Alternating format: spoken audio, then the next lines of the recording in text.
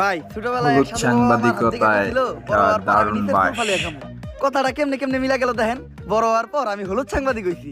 কিচ্ছু করার নাই, কপালে যদি চুল ফালানো লেখা থাকে তাহলে চুল ফালিয়ে খাইতে হইব।